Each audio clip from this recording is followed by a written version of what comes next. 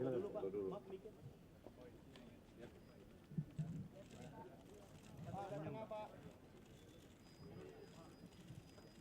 Pak, senyum Pak. Kami tangan Pak, dada Pak, gitu Pak. Jadi menjawab menteri Pak. Jabatan baru Pak, ayo Pak. Silakan.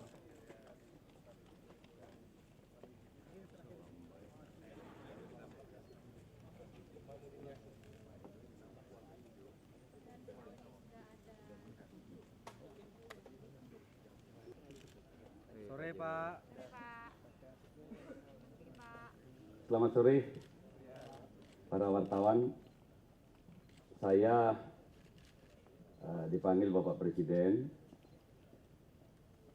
karena akan ada perubahan struktur organisasi dan nomenklatur untuk di Kementerian Pariwisata.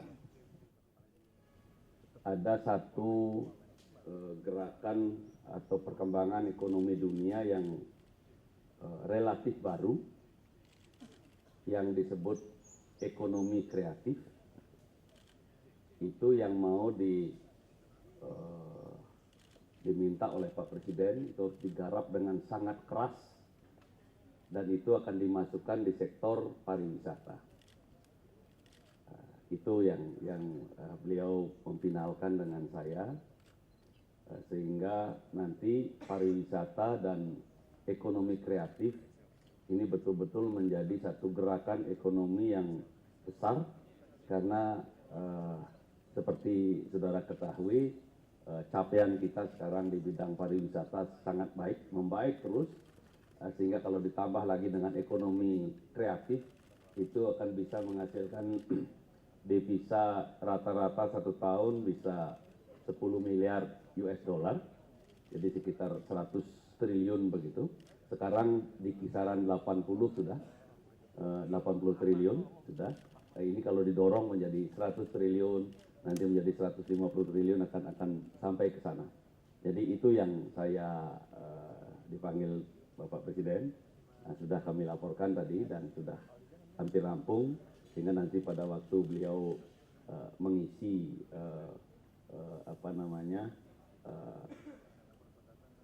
struktur organisasi yang baru, itu akan muncul itu yang ekonomi kreatif akan secara tegas ditempatkan di Kementerian Pariwisata. Itu yang bisa saya sampaikan. Kalau kebudayaan Pak masih tetap di bawah Kementerian Pariwisata Pak? Kebudayaan, nilai-nilai budaya, norma-norma mengenai itu akan masuk di pendidikan, sehingga bisa di binding dalam kurikulum. Berarti nomenklaturnya bukan lagi Kemenbudpar ya Pak? Ya, berubah nanti diumumkan oleh Bapak Presiden pada waktu pengumuman hasil reshuffle. Ya. Silakan, terima kasih ya. Terima kasih Pak.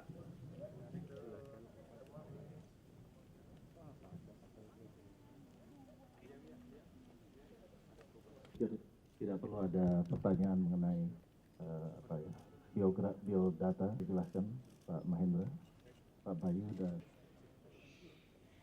Terima kasih Pak Yunadi. Bertiga diterima oleh Bapak Presiden, Bapak Wakil Presiden, dan Bapak Menteri Sekretaris Negara, dan langsung diberikan arahan oleh Bapak Presiden dan Bapak Wakil Presiden.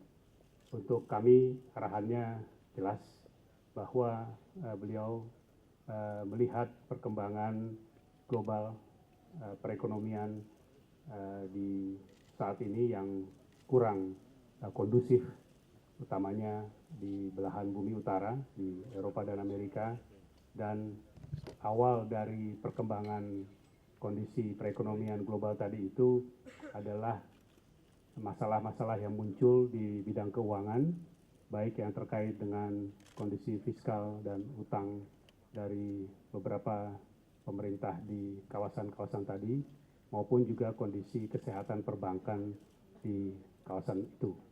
Berdasarkan hal itu, maka tentu saja untuk menjaga ke depan dalam konteks sampai 2014, maka perlu diperkuat kondisi ketahanan di keuangan di Indonesia, dan juga bagaimana kita pun menjaga momentum pertumbuhan yang sedang terbangun saat ini bisa dipertahankan, bahkan ditingkatkan walaupun di tengah-tengah kondisi global demikian. Dalam arahan kedua, beliau juga melihat bahwa dalam konteks itu kami tentu mendukung Menteri Keuangan untuk bisa semakin menyiapkan semua aparat maupun kebijakan dan program yang ada di Kementerian Keuangan untuk bisa benar-benar mengantisipasi sebaik-baiknya kondisi tadi itu, dan di lain pihak juga memperkuat dan memperkokoh momentum pertumbuhan ekonomi yang sedang terjadi saat ini. Itu arahan dari Bapak Presiden, dan tentu saja kami dalam hal ini menyampaikan kesiapan untuk menjalankan tugas baru tersebut. Terima kasih. Dalam konteks perkembangan global, Bapak Presiden memesankan bahwa kita harus memperkuat ekonomi domestik, dan salah satu yang penting dari perekonomian domestik adalah perdagangan domestik kita, terutama perdagangan pangan, perdagangan pertanian, pasar-pasar tradisional, produk-produk UKM, dan perdagangan antar daerah. Dan untuk itu kami diberi tugas bersama Menteri Perdagangan nanti untuk betul-betul mengembangkan pasar domestik itu. Pengalaman di bidang pertanian yang selama ini kami tangani diharapkan mampu memberikan penguatan terhadap usaha pengembangan kita membangun pasar domestik.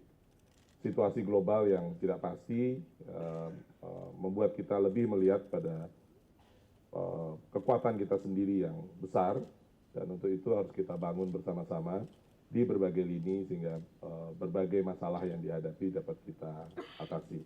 Tentu kami akan bekerjasama dengan Menteri Perdagangan dan kemudian juga kementerian lain untuk menjalankan amanah itu. Terima kasih.